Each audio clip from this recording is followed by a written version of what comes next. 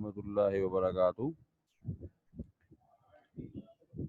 Hope so कि हम सब खैरियत से होंगे। और आज हम अपनी बात करते हैं जनाब लेक्चर नंबर 5 में, और चैप्टर नंबर 2 ज़ूलॉजी सेक्शन हमारे कंटिन्यू था और कंटिन्यू रहेगा इस चैप्टर के एंड तक। ठीक है जी।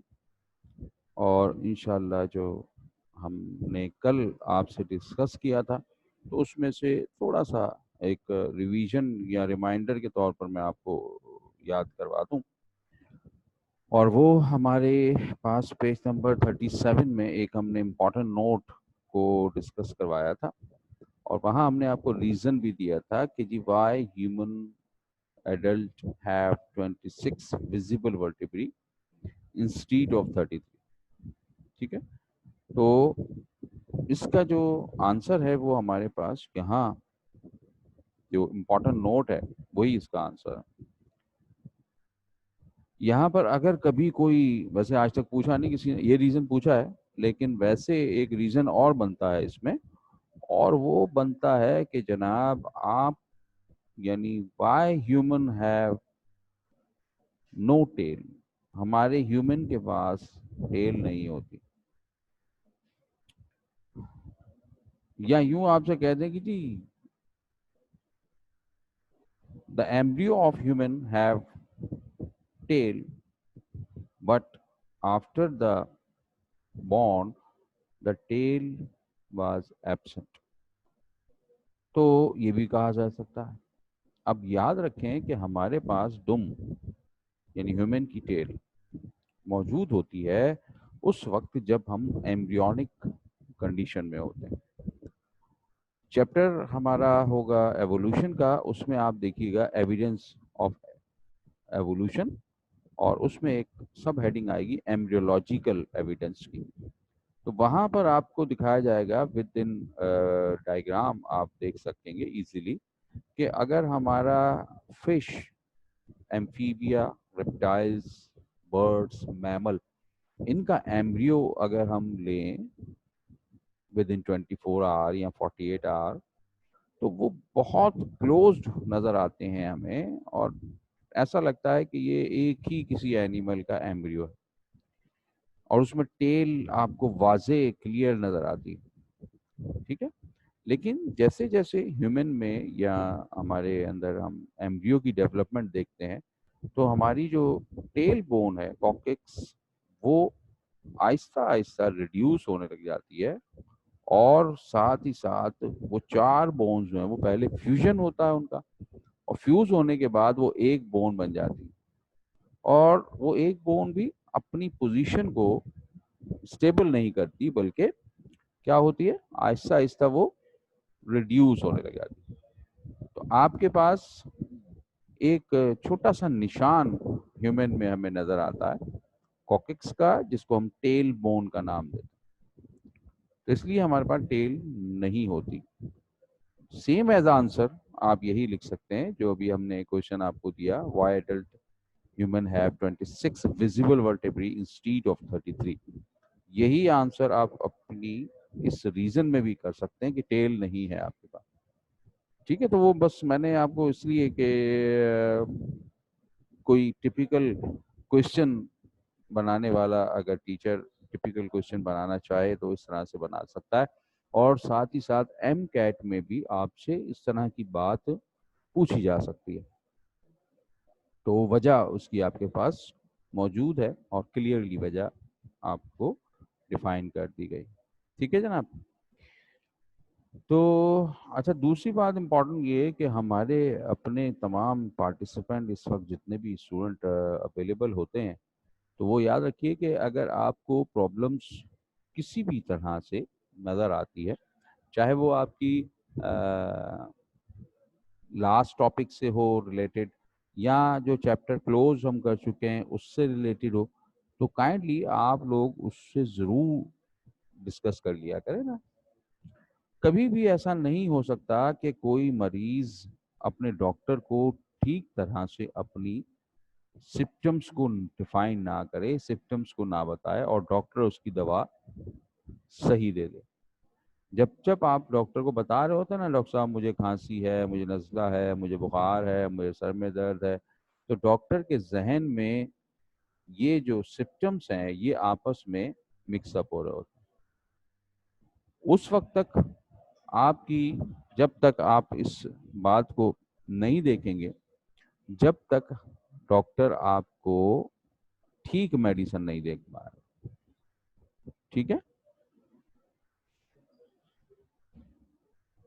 जी, बहुत अच्छा जी। एक हमारे पास प्रॉब्लम आई कि आप जल्दी जल्दी नहीं पढ़ाया करें, जल्दी जल्दी नहीं पढ़ाया करें, बिल्कुल नहीं पढ़ाते हम जल्दी जल्दी।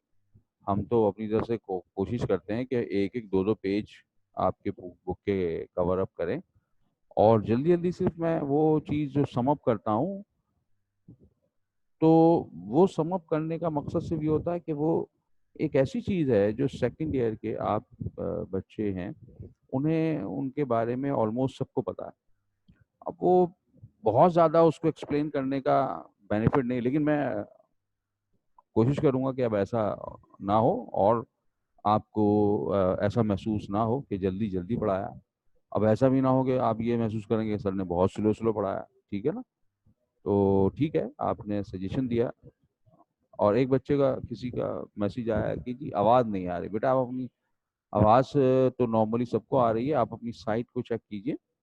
ठीक है, मैं आपको यही सजेस्ट करूंगा।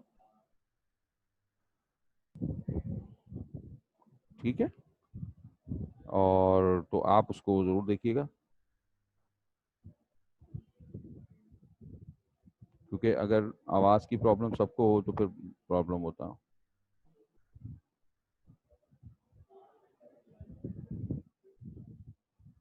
ठीक है, बहरहाल आवाज़ के लिए मैंने बेटा अभी आपको मैसेज किया है, आप पढ़ लीजिए। क्योंकि अगर आवाज़ आपको नहीं आ रही तो वो मैसेज पढ़कर आप अपने आप को सेटअप में लाएं, रीचेक करें अपने कनेक्शंस को और उसको। और एक बच्चा मुझे कह रहा है कि आज मेरी फर्स्ट क्लास है, तो कोई बात नहीं बेटा, फर्स्ट क्लास है तो जो आपका प्रीवियसली रह गया तो हम इंशाल्लाह जब रिवीजन करते हैं तो उसमें आप उसको कवर अप कर लीजिएगा। फर्स्ट क्लास को फर्स्ट क्लास ही समझ कर पढ़ें, हैं? और न्यू टॉपिक है तो कोई ऐसा इशू नहीं है। जनाब, हम टॉपिक कल जो हमने डिस्कस किया था वो हमने कहा था कि ह्यूमन स्केलेटन हमारा है, और स्केलेटन में हमने कहा था axial and appendicular have two different parts. हमारे स्केलेटन के दो पार्ट होते हैं मेन, एक एक्सिल स्केलेटन और एक अपेंडिकुलर स्केलेटन। एक्सिल का हमने कल ऑलमोस्ट सारी चीज़ें आपको डिफाइन कर दी थी, और हमने कहा था एक्सिल में दो सब डिवीजन हम कर देते हैं, एक होती है स्कल और दूसरी होती है वर्टिब्रल कॉलम। और उन दोनों को हमने डिफाइन कर लिया, उसमें कितनी बोन्स हैं, क्या क्या नाम हम उनको देते हैं। फिर आज हम बात करते हैं अपेंडिकुलर स्केलेटन। हमने लास्ट क्लास में भी आपसे कहा था कि हमारा जो अपेंडिकुलर स्केलेटन होता है वो एक्चुअल लेटरल स्केलेटन होता है। क्या किसी पार्टिसिपेंट इस वक्त जो मेरे साथ हैं उनमें से किसी को याद है कि आपने एक लफ्ज कहीं पढ़ा है जिसे कहा जाता है सिमिट्री? अगर याद है तो जरा जल्दी से बताइएगा क्या होती है, या उसकी टाइप्स के नाम सिर्फ कोई बता दे तो, या ये बता दें कि ह्यूमन का सिमेट्रिकल बॉडी है या नहीं। कौन बताएगा जी जल्दी से? कोई एक बात बता दें, एक आंसर है। हम देखते हैं जी, आंसर हमारे पास है। और हमने पढ़ा कि रेडियल सिमेट्री, यानी ह्यूमन की आप चाहते हैं, ह्यूमन की आप ने कहा कि ये हम रेडियल सिमेट्रिकल एनिमल्स हैं। और कोई जी आंसर देना चाहता है? गलत दे दें, कोई मसला नहीं होता, आंसर आंसर होता, मैंने पहले भी कहा। जी बिल्कुल आपने सही कहा, bilateral symmetry, two equal halves में बॉडी कट हो सकती है, या फोर इक्वल हाफ, यानी फोर को ना करें, बस दो ही बहुत है।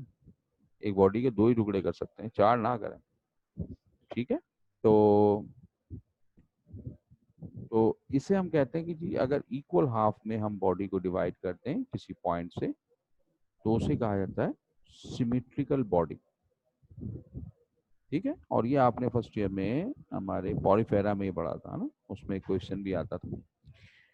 और जनाब हम जो हैं वो रेडियल सिमेट्री नहीं है, रेडियल सिमेट्रिकल एनिमल्स वो होते हैं जिनकी बॉडी सिलेंड्रिकल हो ना, और बाइलेटरल बॉडी हमारी है, हमारी सिमेट्री कैसी होगी, बाइलेटरल सिमेट्रिकल। हम बाइलेटरल ही अपने आप को डिवाइड कर सकते हैं। ठीक है जी, बिल्कुल। तो रेडियल सिमेट्री नहीं है, बाइलेटरल सिमेट्री है। डिवीजन करना एक आंसर आया, जनरली इंग्लिश में आप कह सकते हैं डिवाइड करना, कोई मसला नहीं है। स्फेरिकल सिमेट्री ऐसी कोई हमारी सिमेट्री नहीं है, एक आंसर था जिसमें लिखा है स्फेरिकल, तो ऐसा कुछ नहीं है। ठीक है जी। तो अब हमारा जो पेंडिकुलर स्केलेटन होता है वो दरअसल एक्सिल के क्या होता है, लेटरल साइड पर होता है।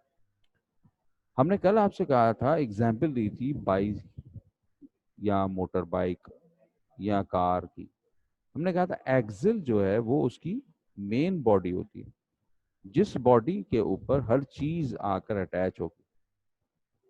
इसी तरह एक्सिल पर हमारी गाड़ी का या बाइक का व्हील अटैच होगा, और उसको अटैच करने के लिए कोई एक खास रॉड यूज की जाएगी। भाई व्हील को अटैच करना है, तो व्हील कैसे अटैच हो, एक्सिल के साथ, तो उसमें एक रॉड डाली जाती, उसको भी एक्सिल ही कहा जाता है, एक्सिल ही कहा जाता है। ठीक। इसी तरह हमारी बॉडी में दो लिम्स होते हैं, एक फॉर लिम्स, एक हाइंड लिम्स। फॉर लिम्स उसे कहते हैं जिनको हम इंग्लिश में या आम जुबान में अपने बाजू या आर्म्स का नाम देते हैं, और हाइंड लिम्स हम अपने पैर या लेग्स को कहते हैं। लेकिन बायोलॉजिकली टर्म में हम फॉर लिम्स अगले बाजू की जगह पर हम अगले पैर का लफ्ज इस्तेमाल करते हैं। ठीक है, और पिछले बाजू यानी पिछले पैर, hind limbs.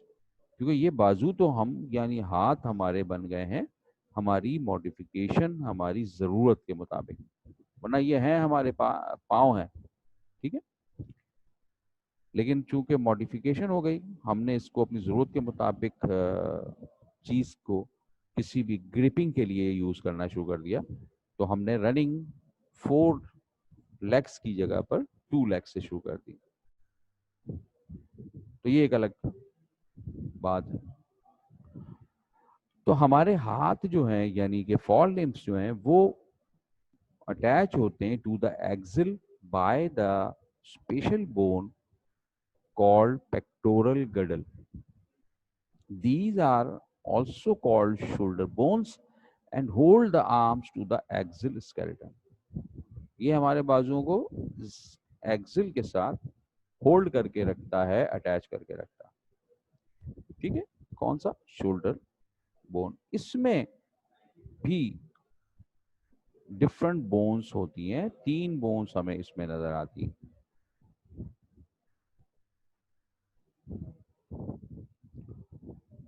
Number 1, scapula. Scapula also called shoulder blade. इसको हम शोल्डर ब्लेड कहते हैं, क्यों, क्योंकि ये शार्प होते हैं ना साइड इसकी, यानी इतनी शार्प होती है कि जब इस बोन से आप चाहें तो किसी का मसल्स को थोड़ा सा कट लगा सकते हैं। बहुत शार्प तो नहीं है, ब्लेड लाइक तो नहीं है, बट शार्पनेस इसमें होती है। और ये लार्ज होती है, फ्लैटेंड होती है, ट्रायंगुलर होती है। याद है आपके शोल्डर के मूवमेंट करें तो आपकी बैक साइड पे एक ट्रायंगुलर बोन आपको महसूस होगी। स्कैपुला का लफ्ज किसी ने कहीं पढ़ा या सुना हो, बायो में तो नहीं पढ़ा अभी तक, मतलब आज से पहले फर्स्ट ईयर में भी नहीं पढ़ा आपने, लेकिन फर्स्ट ईयर में किसी टीचर ने आपको जरूर बोला होगा कि यार स्कैपुला को यूज करें। कोई बता सकता है कहाँ किसी जगह आपको बोला हो किसी टीचर ने? जी आंसर देखते हैं जनाब, लैब में। वेरी गुड जी, इस zoology लैब में तो मैंने तो कभी किसी को शायद स्कैप्यूला यूज नहीं करवाया, लेकिन बहरहाल हो सकता है आपकी टीचर ने कुछ काम आपसे करवाया हो। तो स्कैप्यूला क्या चीज है जी? स्कैप्यूला हम कहते हैं स्पून को, चम्मच होता है ना स्पून, तो कैसा होता है, एक कर्व उसके अंदर होती है और साइड उसकी शार्पनेस वाली होती है। तो स्कैप्यूला हम इस बोन को, फर्स्ट बोन को शोल्डर की कहते भी इसीलिए कि ये थोड़ी सी कर्व होती है और होती ट्रायंगुलर शेप में, तो इसलिए हम इसको स्कैप्यूला कहते हैं। ठीक है। एक मजे की बात आपको बताऊं कि स्कैप्यूला, मैंने आपसे पहले भी कहा था कि जब कुर्बानी आपकी, तो बहुत अच्छा चांस था कि आप अपने घर की कुर्बानी जो जानवर की हुई है, जिन लोगों के यहाँ भी, वो उस जानवर को ज़िबा करने के बाद उसकी स्किन उतारी जा रही है, वो उसको देखना चाहिए। उसकी एब्डोमेन कैविटी को ओपन किया गया, वहाँ ऑर्गन कहाँ कहाँ कैसे कैसे अटैच हैं वो उनको देखना चाहिए था।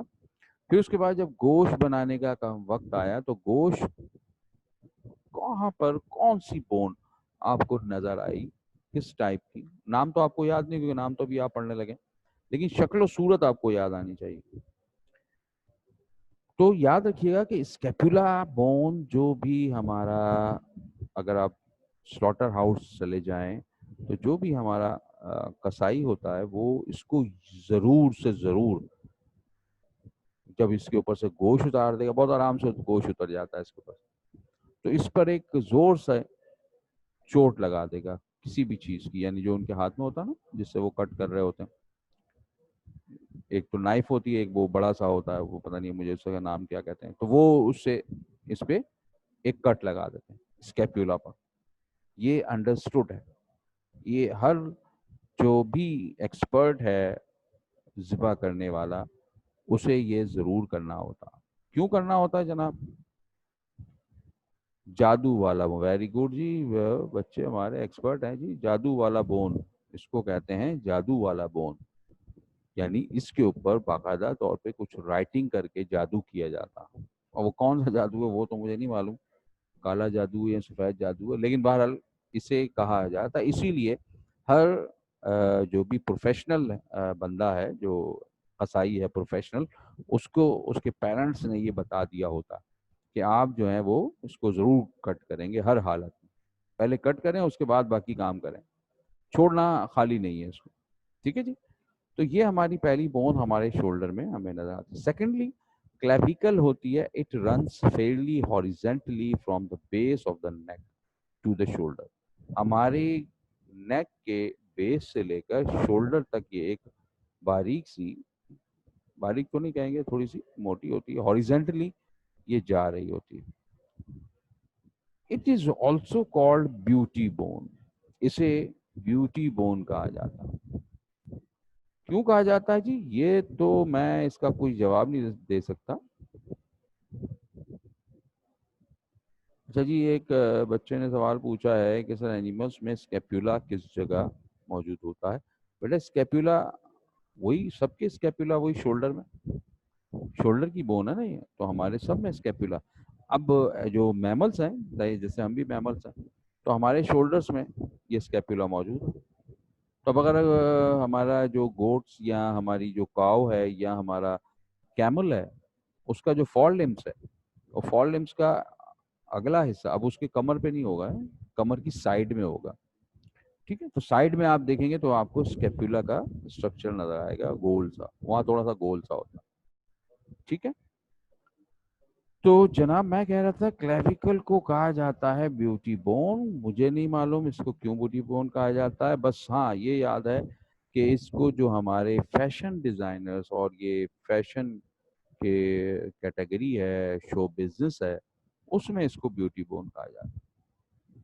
ठीक है, लेकिन ये ब्यूटी बोन क्यों ब्यूटी बनती है मुझे नहीं अंदाजा इसका, लेकिन ब्यूटी तो एक्चुअल हमारे अपने दिल में, जितना दिल अच्छा होगा, ठीक है, जितना इंसान अपने आप को अल्लाह की शरीयत पर चलाएगा, नेक काम करेगा, उसके दिल, उसकी आंखों में ही ब्यूटी पैदा होगी। तो वही ब्यूटी होती है। ये बाकी ब्यूटी जो है ये हमारी अपनी बनाई है। कॉलर बोन भी कहते हैं, बिल्कुल जी। एक बच्चे ने कहा तो जी इसको हम कॉलर बोन भी कहते हैं, कि कॉलर में होती है ये।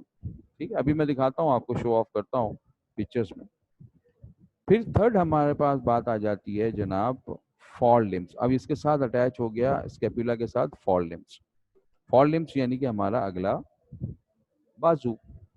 अगले बाजू में हमारे हाथ जिसको हम कहते हैं, उसमें 30 बोन्स, 30 बोन्स होती हैं। कहाँ कहाँ पर होती हैं?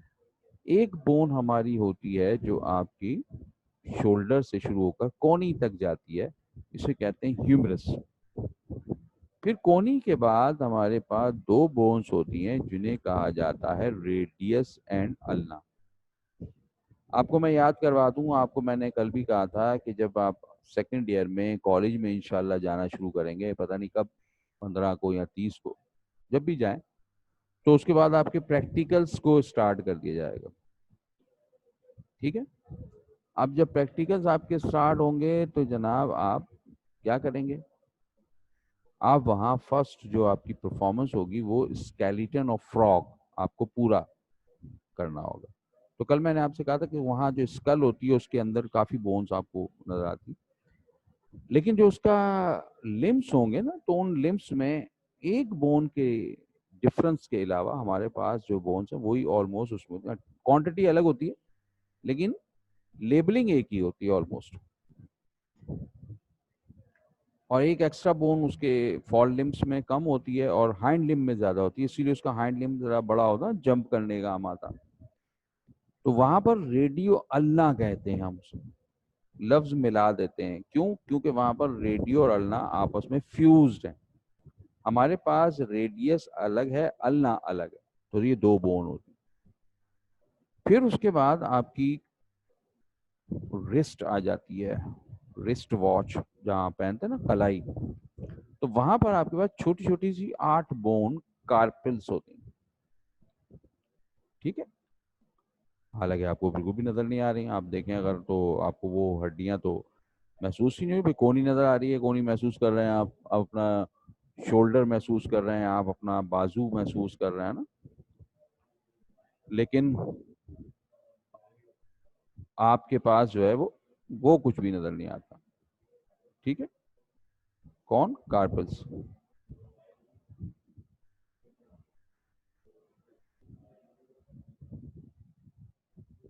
अच्छा, अब जो हमारी कार्पल्स हैं, अगर आप अपनी मुट्ठी को बंद करके पीछे से देखें, मुट्ठी को बंद करके आप पीछे से देखें, तो आपको पता चलेगा कि कुछ आपके हाथ के बैक साइड पर उभार से नजर आ रहे हैं। ये उभार आपको मिलेंगे, तो ये उभार दरअसल होते हैं हमारे मेटाकार्पल्स। अगर फ्रंट से देखेंगे हम, तो ये हमारी पाम या हथेली जिसे आप कहते हैं, वो फॉर्म कर रहे होते हैं। तो ये पाम फॉर्मेशन जो होती है ये हमारी मेटाकार्पल्स होती है। 5 मेटाकार्पल्स बोन्स आपको नजर आएंगी या मिलेंगी।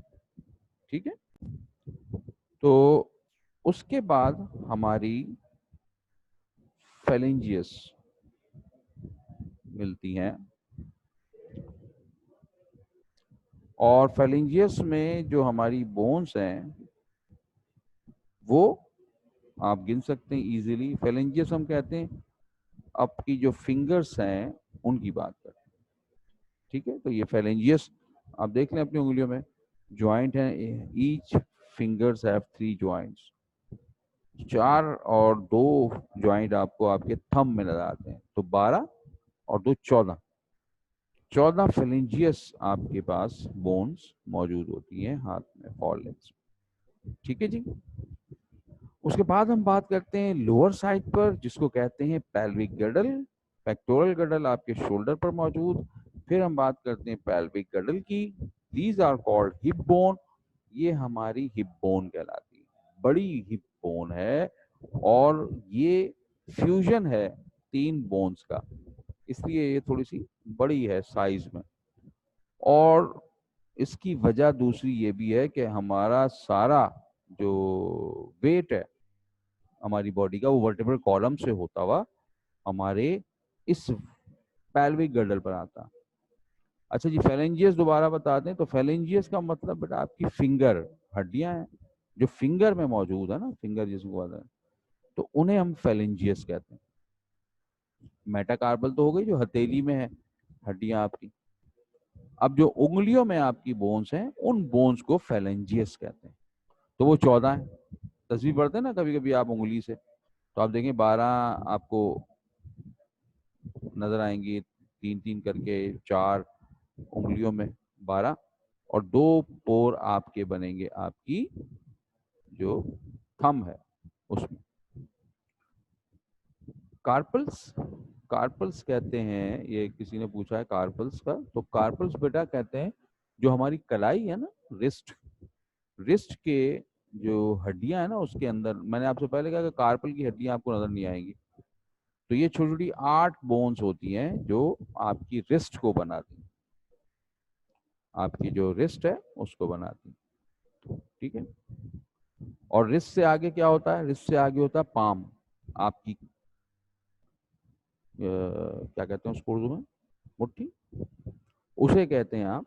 तो वो जो बोन्स बनाती है वो कहलाती है मेटाकार्पल्स, आपकी जो हथेली बनाती है तो वो कहलाती है आपकी मेटाकार्पल्स।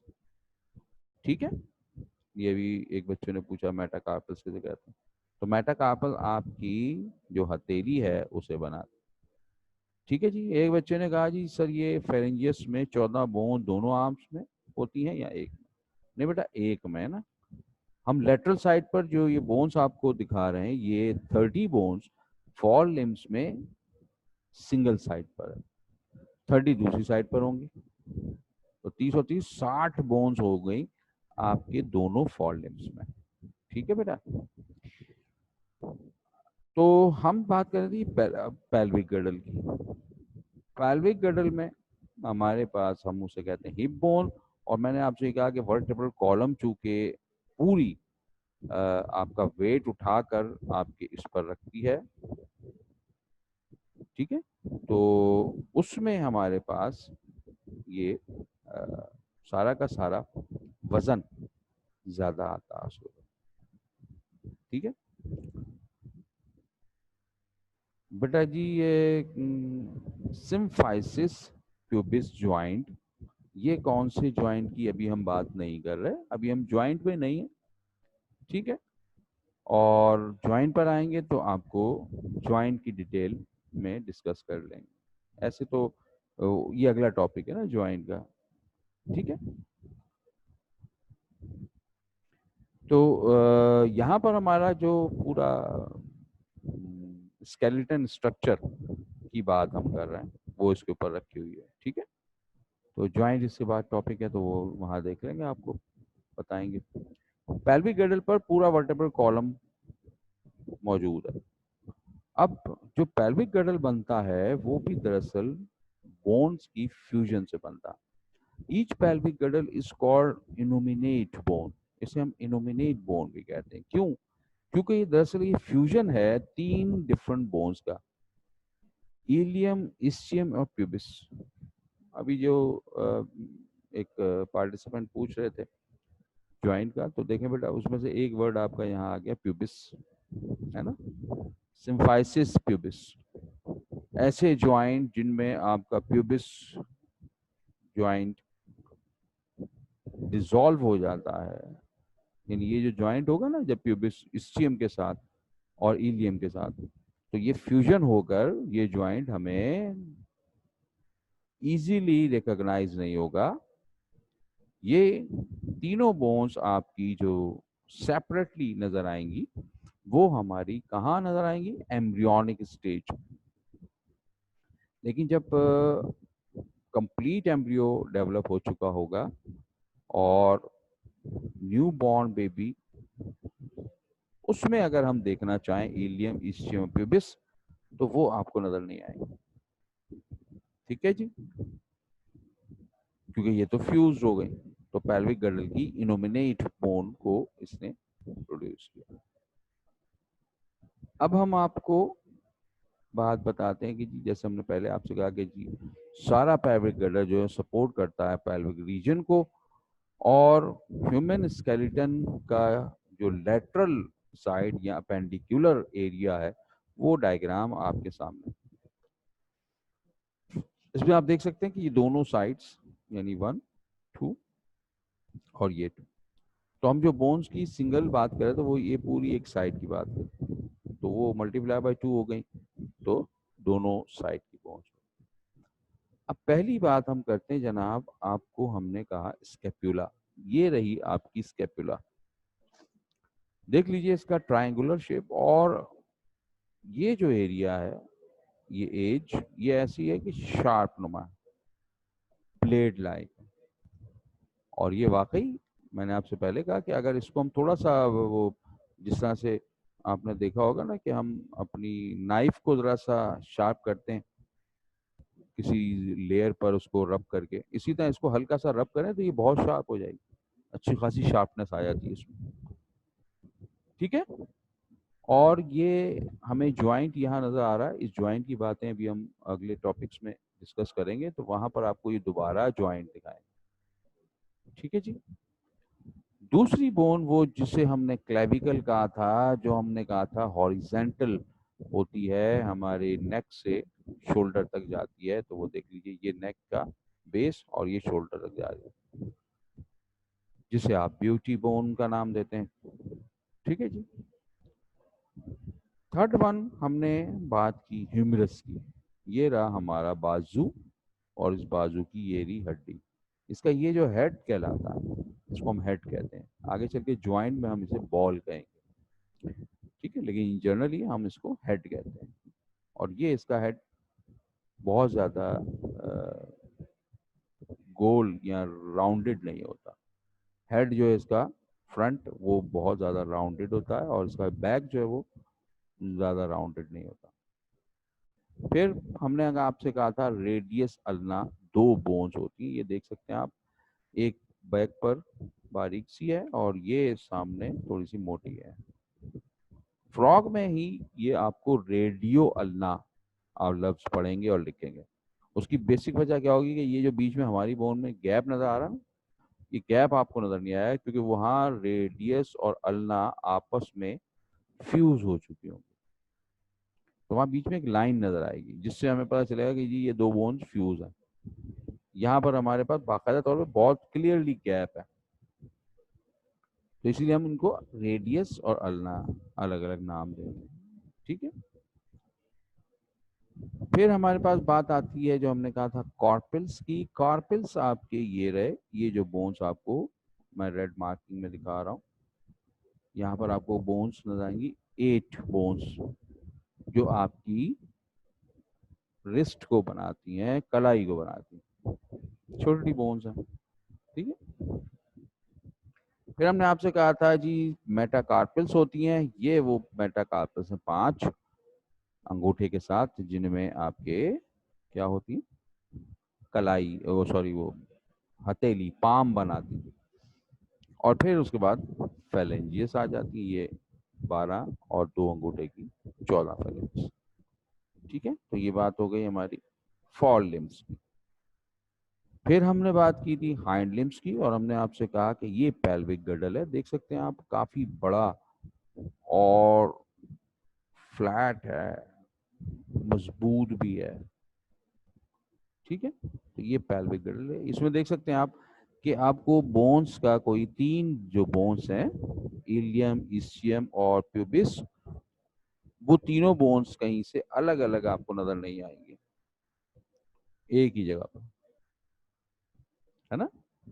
तो क्योंकि वो इस वक्त क्या हो गई, इस वक्त वो जाकर फ्यूज हो चुकी हैं, और जिस वक्त एम्ब्रियोलॉजिकल हमारी डेवलपमेंट थी उस वक्त ये फ्यूजन नहीं था, तो उस वक्त हमारी ये नजर आ सकती है। ठीक है, लेकिन जब बेबी बॉर्न हो चुका होता है तो उसके बाद ये हमारी सेपरेट तीनों बोन्स नजर नहीं आएंगी। क्लियर जी। उसके बाद हमारे पास जी बात हम करते हैं एज सेम एज हमारी साइट की, जैसे यहाँ ह्यूमरस था, हमारे पास यहाँ फीमर है, ये रहा एक बड़ा। ठीक है। और एज जिस तरह हमारे पास वहाँ रेडियस अल्ना थी, यहाँ पर टिबी फिब्यूला।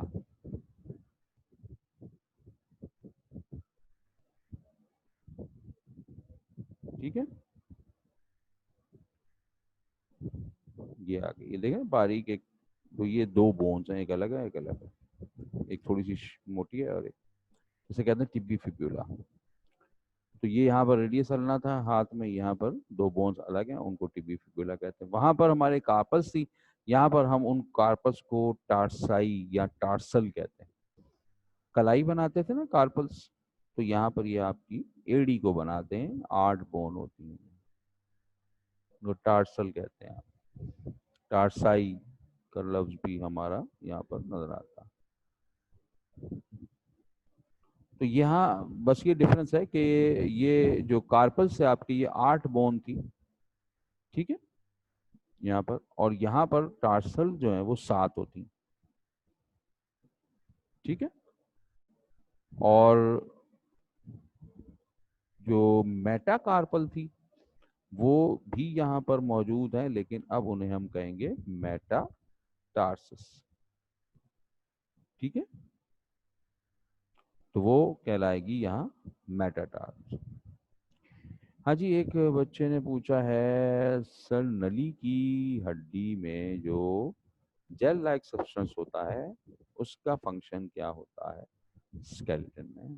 बेटा वो होता है बोन मैरो। अभी आ जाता हमारे पास टॉपिक में, लेकिन बार मैं आपको बता देता हूँ कि आपने पूछा है। तो वो असल में जो नली, हम नली की निहारी खाते हैं, नली की बिरयानी बड़ी मशहूर है, और घर में अगर कुर्बानी में आपने नली निकाली हो जो, तो वो नली जो है वो, जैसे मेरे बच्चे उसको बटर कहते हैं कि जी मक्खन निकालें, तो वो नली जो होती है वो असल में बोन मैरो होती है, जेली लाइक। और बोन मैरो हमारी हड्डियों को कैल्सीफाई करने के साथ साथ हमारी बॉडी को न्यू ब्लड सेल फॉर्मेशन करके देता है। तो ब्लड सेल फॉर्मेशन जो है वो हमारे बोन मैरो की मदद से होती है, ठीक है। इसकी डिटेल हमारी अभी थोड़ी सी देर में है। आपका आंसर आपको बहुत है, इतना ही फिलहाल। आगे एक और क्वेश्चन है सर, टिबी फिब्यूला भी फ्रॉग में फ्यूज होगा रेडियस अल्ना की तरह? बिल्कुल जी, टिबी फिब्यूला वहाँ पर जो है वो सेपरेट होता है। उसकी बेसिक वजह ये होती है कि वहाँ हमारे फ्रॉग में, हमारी तरह अलग है, ठीक है, टिबी फिब्यूला। और वहाँ पर असल में यहाँ टिबी फिब्यूला के बाद एक और बोन आ जाती है। इसीलिए आपने देखा होगा आपका जो फ्रॉग का जो हाइंड लिम्ब है वो बड़ा होता है, लंबा होता है, जंप करने के लिए इजीली वो जंप कर लेता है, ठीक है। तो आसानी होती है उसको जंप करने के लिए। क्लियर जी? तो ये जो टार्सल हमारे हैं, तो कार्पल्स की जगह पर लफ्ज टार्सल, मेटाकार्पल की जगह पर लफ्ज मेटा टार्सल, ठीक है। तो ये क्या बनाएंगे, ये जो हमारी एड़ी का अगला हिस्सा है ये बनाएंगे, यानी तलवा, सोल जिसे आप कहते हैं ना, ये वो फॉर्म करेंगे। अब इसके बाद बारी आती है फेलेंजियस की, और फेलेंजियस के बारे में हमारे बच्चे हमें बताएंगे कि पाँव की फेलेंजियस की कितनी हड्डियां होती हैं। अपने पाँव को देखकर बताइएगा, पाँव को हाथ लगाकर देखें, गिने। मेटाटार्सल में 5 बोन होती हैं, जैसे मेटाकार्पल में 5 है, सिर्फ कार्पल में 8 है और टार्सल में 7 है, ठीक है। एक बोन कम है ना, वो एक बोन यहाँ पूरी हो जाएगी, ये एक बोन है लगी हुई आपको नजर आ रही है घुटने में आपके, उसे कहते हैं पटेला। इसकी मैं भी बताता हूँ आपको, पहले मेरे सवाल का जवाब। सवाल मेरा था कि आपके पाँव की उंगलियों में जो हड्डियां हैं, यानी जिन्हें हम फेलेंजियस कहते हैं, उनकी तादाद कितनी है? क्या वो हाथ में जो फेलेंजियस मौजूद है 14, क्या उतनी ही तादाद है या कुछ और तादाद है? आप अपने हाथ से पाँव को टटोल कर, यानी उसको फाइंड करके मुझे बता सकते हैं। एक जवाब आया जी 14 हड्डियां या फेलेंजियस हैं। एक आया जी ईच है 6। एक आया 12। एक आया नेक्स्ट 13। तो 4-5 जवाब आ गए जी। कितने लोग हैं इस वक्त हमारे साथ? 14 लोग हैं। पांचवा छठा भी आंसर आ गया जी, 9 है।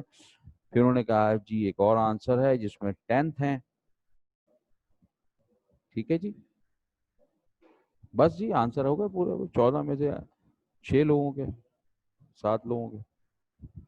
1 2 3 4 5 6, हाँ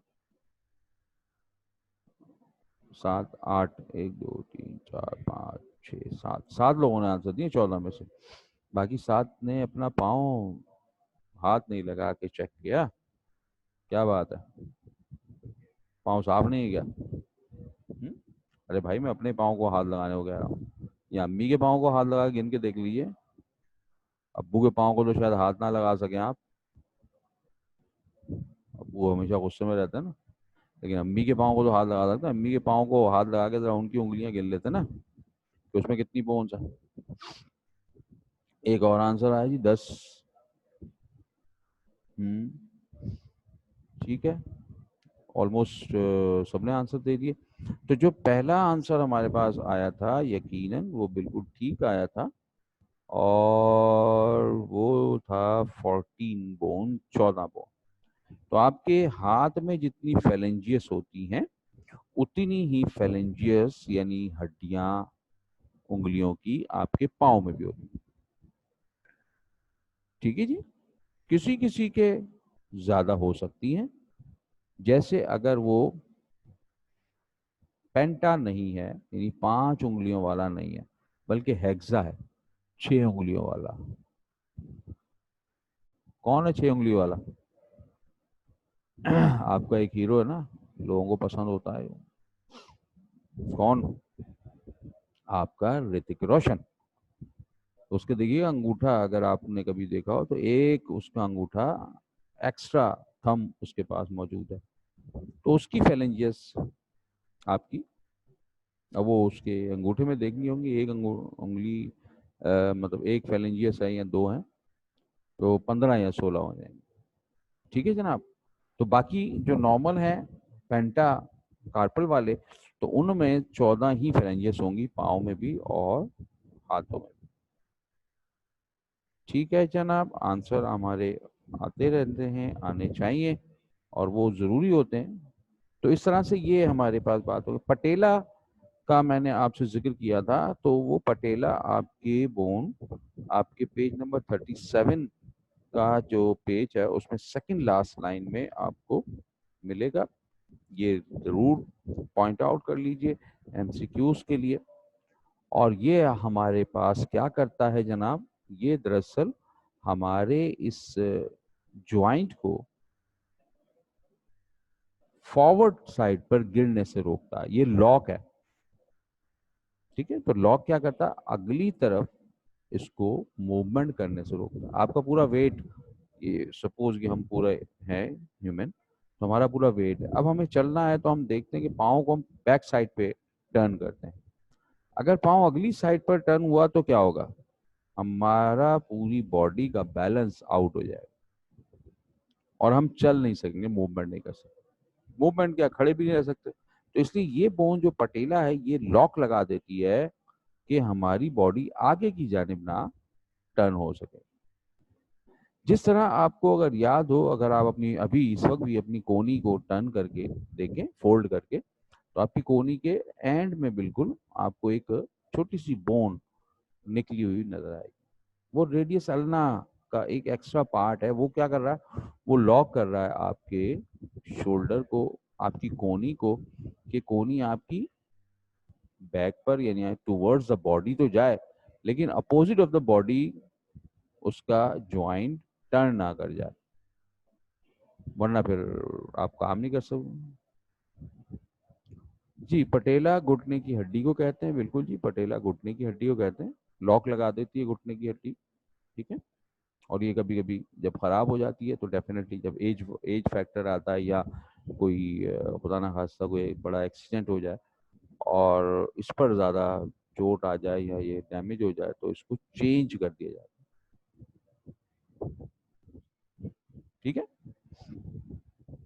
तो इसके बाद आपके पास मौजूद है एक दो एमसीक्यूज और वो पेज नंबर 38 में एक इम्पॉर्टेंट नोट लिखा हुआ जिसमें आपसे कहा जा रहा है कि जी femur the bone of upper leg, आपके पाँव का जो ऊपरी थाई का हिस्सा है जिसको आप फीमर बोन कहते हैं, इज द लॉन्गेस्ट, ये वाली ये फीमर, ये ये लॉन्गेस्ट आपकी बोन कहलाती है, लॉन्गेस्ट भी स्ट्रॉन्गेस्ट भी। तो एमसीक्यूज में आपसे लॉन्गेस्ट या स्ट्रॉन्गेस्ट बोन का पूछा जा सकता है। इसी तरह आपसे पूछा जा सकता है कि सबसे छोटी बोन कौन सी है।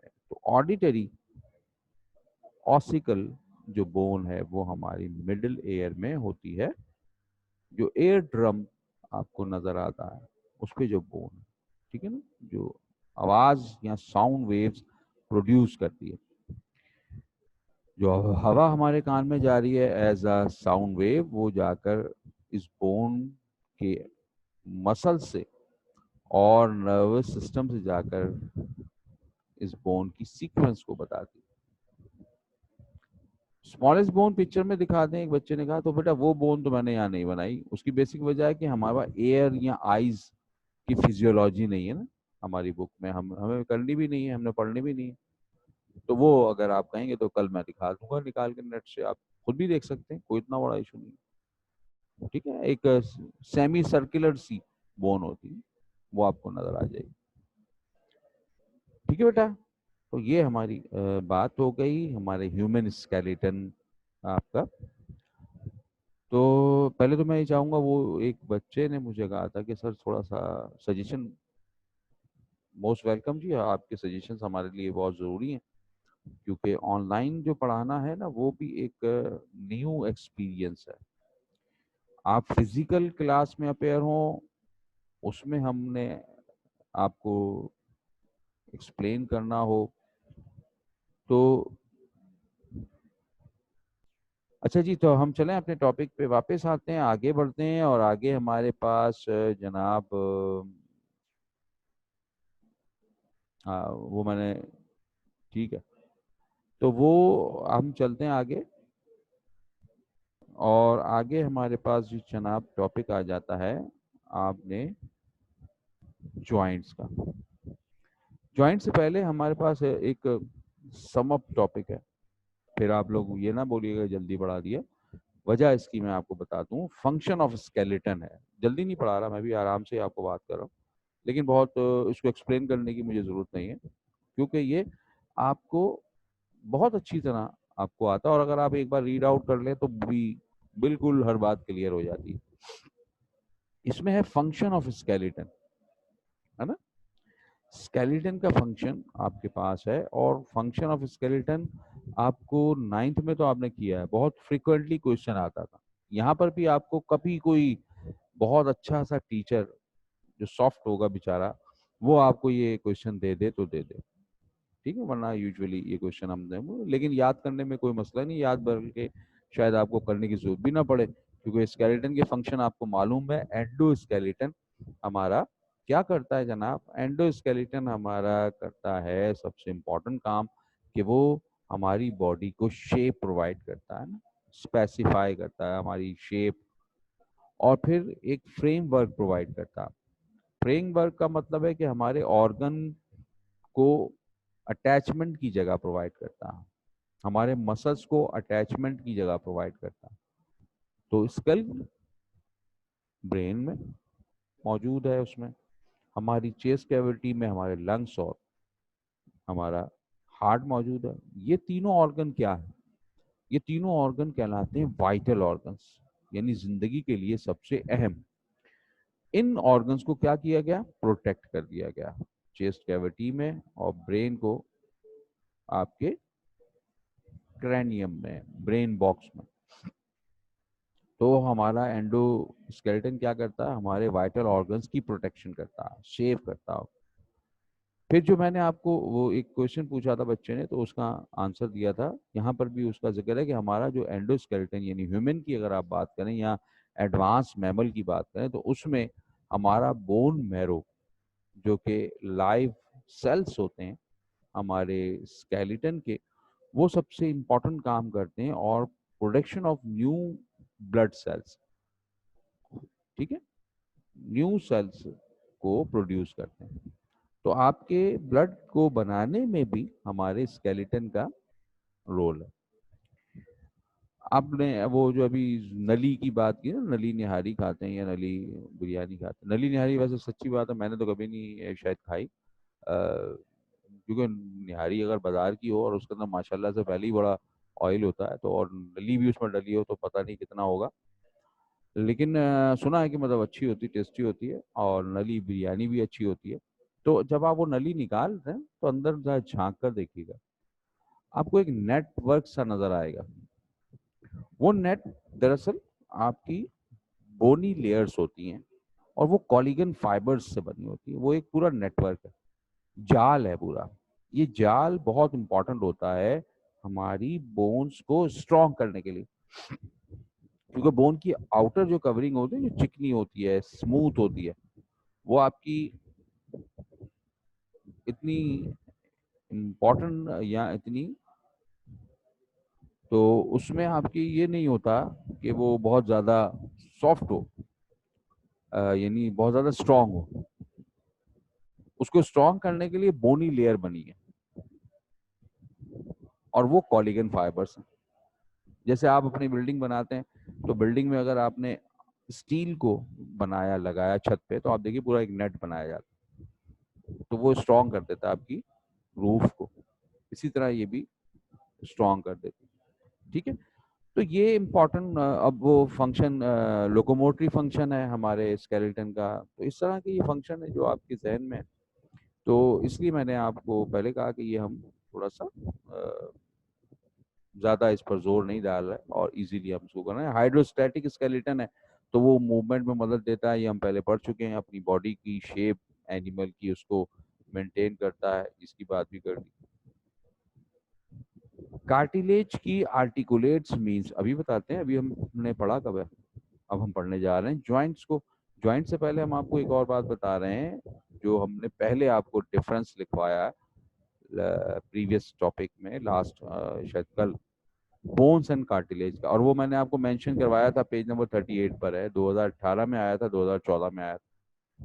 डिफरेंस बिटवीन कार्टिलेज और बोन ये हम कर चुके हैं, ठीक है ना। तो ये टॉपिक हमारा पहले ही हो चुका, ये वहां किया था।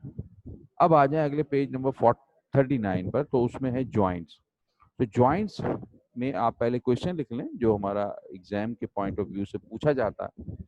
क्वेश्चन हमारा पूछा जाता है जनाब, define joints, define joints, name various types of joint, name various types of joint. 2012 में पूछा गया था ये हमसे, और सप्ली में इसको थोड़ा सा चेंज करके पूछा गया और आपसे पूछा गया कि what are joints, what are joints defined ball and socket joint, define ball and socket joint, ठीक है जी। अच्छा, कभी कभी आपसे ये भी कह देंगे भाई ज्वाइंट की टाइप बता दें, तो ज्वाइंट की टाइप जब आप बताने जाएंगे ना, तो बस एक एक लाइन में आपने बता देनी है, क्योंकि हम बेसिकली 3 टाइप बना देते हैं ज्वाइंट की, और उनके अंदर भी फिर फर्स्ट टाइप जो है उसके अंदर तो फिर बहुत सारी टाइप्स है ना, 2-3 टाइप्स हैं। अभी हम आपको दिखाते हैं। तो सबसे पहले हम बात करते हैं भाई ज्वाइंट क्या चीज होती है। The point eight which 2 or more than 2 bones and cartilage articulate to each other are called joint। Articulate को आसान इंग्लिश में आप कह रहे हैं कि जहां पर हमारी 2 या 2 से ज्यादा बोन या कार्टिलेज आपस में अटैच हो गई हैं, जुड़ गई हैं, ठीक है। दिखाऊं आपको, मैं थोड़ा सा बैक पर लेकर जाता हूँ आपको, और फिर आपको आसानी से, ये है मेरी फीमर की बोन। ठीक है, फीमर की बोन कहाँ जुड़ी है जी? टिबी फिब्यूला के साथ, दो बोन ये नहीं, और एक पटेला के साथ, तीन बोन है। ये तीन बोन जुड़ी हैं मेरी फीमर के साथ। तो इस जगह को हम कहते हैं ज्वाइंट, और इसे कहा जाता है आर्टिकुलेशन, आर्टिकुलेट होना।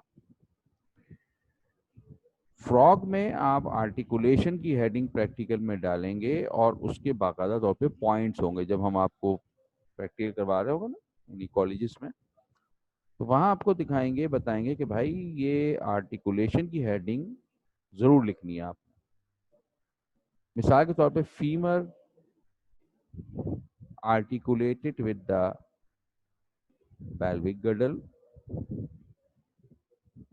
from posterior side and articulated with patella and tibifibula with anteriorly। तो ये बात आपने क्या बताई जी? ये बताई आपने आर्टिकुलेशन बताई कि बोन अपने पिछली जानिब किससे जुड़ी है और अपने अगली जानिब किससे जुड़ी हुई है। ठीक है, ज्वाइंट कहाँ है और उससे प्रीवियस कौन सी बोन है और उससे फ्रंट पर कौन सी बोन है, या लेटरली, अब इसके तो कोई लेटर में नहीं है ना, साइडों में कोई बोन नहीं है, अगर लेटरली कोई बोन है तो वो भी आपको बतानी होती है। तो ज्वाइंट की जो पोजीशन बता रहे होते हैं उसे कहा जाता है आर्टिकुलेट। ठीक है बेटा, तो हमें ये आर्टिकुलेशन बतानी होती है हर बोन की, वहाँ प्रैक्टिकल में बता रहा हूँ। अब आ जाते हैं जी टाइप्स ऑफ ज्वाइंट में। ज्वाइंट की टाइप्स कितनी है? तो पहली बेसिक टाइप हमारी आती है freely movable joint. Freely movable joint का मतलब है कि ये बहुत अच्छी मूवमेंट करेगा, आजाद मूवमेंट करेगा। Many joints are movable and help in the movement of animals and its parts। तो जो सबसे अच्छी मूवमेंट करता है, बहुत ज्यादा फ्री 360 के एंगल पर, हम यूं भी कह सकते हैं घूम जाए, तो वो हमारा ज्वाइंट कहलाता है freely movable joint. Freely movable joint को हम दो सब डिवीजन में डिवाइड कर देते हैं। एक हमारा कहलाता है बॉल एंड सॉकेट ज्वाइंट, और बॉल एंड सॉकेट ज्वाइंट जो है वो सबसे ज्यादा मूव करने वाला ज्वाइंट है इन द होल बॉडी। पूरी बॉडी में सबसे ज्यादा अच्छी मूवमेंट आपके बॉल एंड सॉकेट ज्वाइंट की है। क्यों? The joint which movement is in several planes. ये वो है जो मुख्तलिफ प्लेन्स पर मूवमेंट कर सकता है, इसलिए हम कहते हैं कि ये बड़ी फ्री मूवमेंट है, called ball and socket joint. क्यों? क्योंकि जनाब एक तरफ बॉल होती है जिसको हम हेड कहते हैं, ह्यूमरस का हेड था ना, अभी हम दोबारा दिखाते हैं आपको। ह्यूमरस का हेड सॉकेट में गया हुआ, ग्रूव के अंदर गया हुआ, ग्रूव जो होता है उसको हम सॉकेट कहते हैं। तो अब बॉल उस सॉकेट में आसानी से घूम सकती है। In this type of joints the ball like head of the long bone of thigh are fit into a cap like socket of the girdles. तो गर्डल में जो सॉकेट है, पेल्विक गर्डल में शोल्डर या पेक्टोरल गर्डल, थाई के girdle, इनमें जो socket बनता है उसके अंदर हमारे ह्यूमरस या हमारे फीमर का हेड अटैच होता है। तो इसकी एग्जांपल हमारे पास है shoulder and hip joint. Shoulder का जॉइंट आपका बॉल कराते हैं ना, क्रिकेट श्रिकेट खेलते होंगे अगर, तो आप देखिए आपका शोल्डर जॉइंट सबसे ज्यादा मूव करने वाला, बहुत अच्छी तरह आपका शोल्डर जॉइंट मूव करता है ना। इसी तरह हिप का जॉइंट शोल्डर से थोड़ा कम मूवमेंट करता है, जितनी मूवमेंट शोल्डर में है उतनी हिप में नहीं है, लेकिन दूसरी बॉडी की ऑर्गन में जो मूवमेंट है जॉइंट्स में, उसमें बहरहाल हिप का नंबर सेकंड है, फर्स्ट नंबर किसका है? शोल्डर का। फिर हम बात करते हैं फ्रीली मूवेबल जॉइंट की दूसरी टाइप, जिसको हाइंग जॉइंट भी कहते हैं। ठीक है, एक फ्रीली मूवमेंट करने वाले पहली टाइप बॉल एंड सॉकेट, जिसकी एग्जांपल है शोल्डर एंड हिप्स, और दूसरी हाइंग जॉइंट्स। ये हाइंग जॉइंट क्या है जी? ऐसा जॉइंट है जो परमिट करेगा मूवमेंट को सिंगल और वन प्लेन की तरफ। ये क्या था? सेवरल प्लेन पर कर रहा था, तो इसीलिए बहुत अच्छा था। ये क्या कर रहा है? सिंगल प्लेन पर कर रहा है, लेकिन मूवमेंट इसकी बहुत अच्छी है। मगर बॉल एंड सॉकेट से 50% है। This joint enable to move fore limbs and hind limbs back and forth. Knee and elbow, आपका घुटना और आपका एल्बो 360 पर नहीं घूम पाएगा, है ना? जैसे मैंने आपको कहा एल्बो में एक लॉक लगा हुआ है, जब आप अपनी एल्बो को पीछे करना चाहें तो वो लॉक आपकी बोन को रोक देगा और आपकी एल्बो बैक साइड पर नहीं जाती, अवे फ्रॉम द बॉडी उसको नहीं कर सकती। इसी तरह नी आपका बैकवर्ड मूवमेंट शो कर सकता है, लेकिन फॉरवर्ड मूवमेंट आपको नहीं करवा पाएगा, क्योंकि अगर ऐसा होता तो फिर बेचारा आपकी की मूवमेंट ना हो पाती, है ना? तो ये एक प्लेन पर तो मूवमेंट करते हैं, लेकिन सेवरल प्लेन पर ये मूवमेंट नहीं कर सकते। तो बहरहाल इनका मूवमेंट फ्री तो है, मगर बॉल एंड सॉकेट से थोड़ा कम है। ये हमारा है जनाब बॉल एंड सॉकेट ज्वाइंट, आप देख सकते हैं। ये हिप सॉकेट है, ये हिप ज्वाइंट, हिप बोन है हमारी, यानी इनोमिनेट बोन, इसमें ये इसका सॉकेट है, ठीक है। और ये हमारी बॉल है जिसको हम हेड कहते हैं, किसका? ये फीमर बोन है, ठीक है। ये फीमर बोन आ रही है, ये फीमर बोन का हेड है। और अगर हम अपने बॉल एंड सॉकेट जॉइंट को बात करेंगे तो इसको कहेंगे बॉल, और ये जो ग्रूव है इसका उसको कहेंगे सॉकेट, ठीक है बेटा? बिल्कुल क्लियर नजर आ रहा है? कौन सा ऑर्गन 360 मूवमेंट करता? ऑर्गन नहीं, हमारा शोल्डर है ना। बॉल कराते हैं, क्रिकेट खेलते हैं तो पूरी हाथ घुमा दें आप, हाँ, तो वो 360 होगा ना एंगल।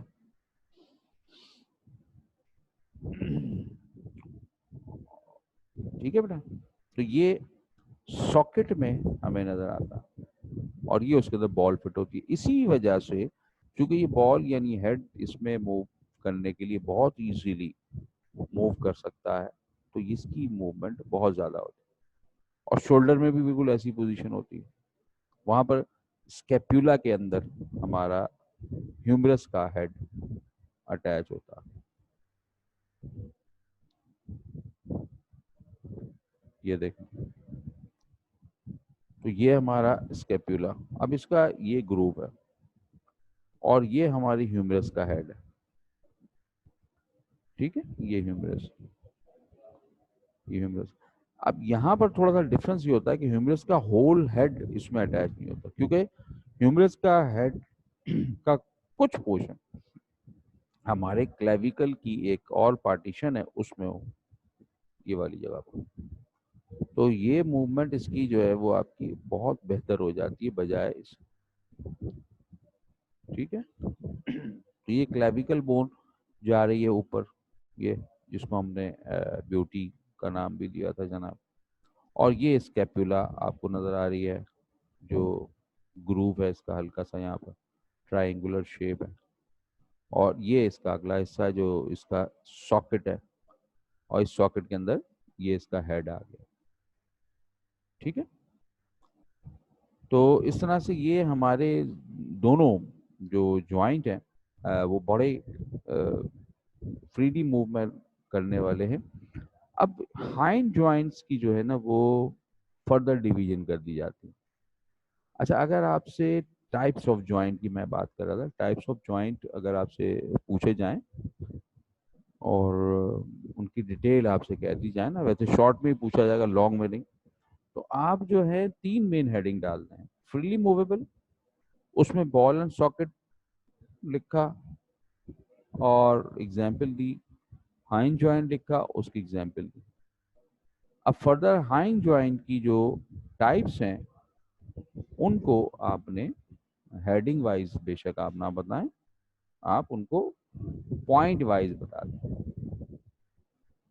कि जनाब हमारे पास जो है इसकी टाइप्स होती हैं हैंग जॉइंट की, और वो पाइवोट जॉइंट है जो हमारी एल्बो को या ट्विस्टिंग मूवमेंट जो हमारी पाम में करे या हमारे स्कल में करे। स्कल है ना, स्कल भी आपकी घूमती है अपने एंगल पर।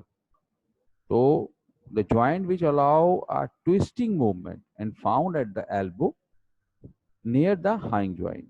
तो हाइंड जॉइंट के जो हमारी एल्बो की हाइंड जॉइंट है उसके पास ही मौजूद है, और ये क्या कर रहा है, ये ट्विस्टिंग या रोटेट करवा रहा है। At this joint elbow can rotate the palm of hand upside down. वो जो बॉल कराने वाले बच्चे हैं ना हमारे, क्रिकेट खेलने वाले जो स्विंग करवाते हैं, उनको रोटेट का बड़ा अंदाजा होगा कि वो कहाँ कैसी रोटेट करनी है तो बॉल कैसी स्विंग होगी। ठीक है। फिर आप स्कल की joining spine is also a pivot join which allow the side way movement of the head.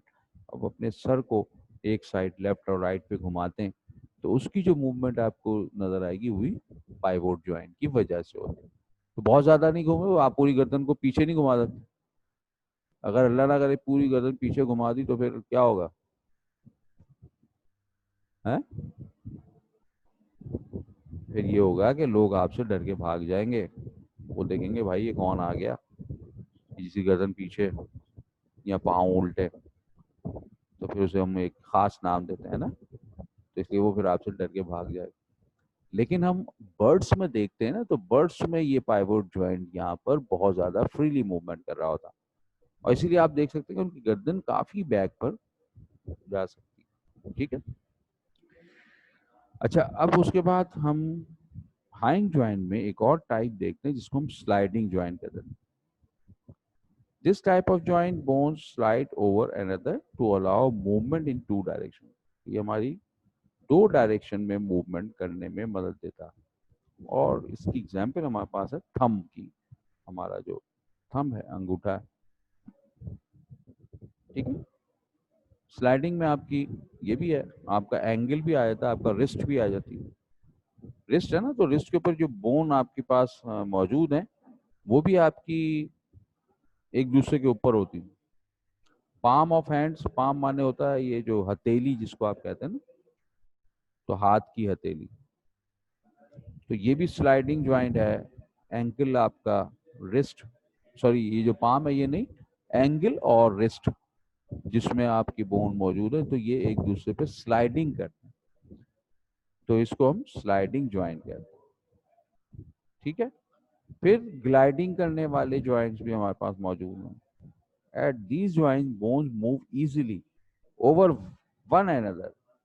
अब ये बोन एक दूसरे के ऊपर, स्लाइडिंग का मतलब क्या होता है कि एक दूसरे के साथ रहते हुए स्लाइड करना, और ग्लाइड करने का मतलब, ग्लाइडिंग की है कभी आपने, सवाद वगैरह जाए आइस पर, है ना, तो आप उस पर ग्लाइडिंग करते हैं, दूसरी बोन, एक बोन दूसरी बोन के ऊपर, जिस तरह हमारा वर्टिब्रल कॉलम है। तो वर्टिब्रल कॉलम है, कार्पल है, टार्साई है, ये एक दूसरे के ऊपर ग्लाइड कर रही होती है। और ग्लाइड, लेकिन ऐसा नहीं होता कि ग्लाइड बहुत ज्यादा फ्री हो, इनका एक स्पेसिफिक पोजीशन है, उस पोजीशन पर रहते हुए ये ग्लाइडिंग करेंगे।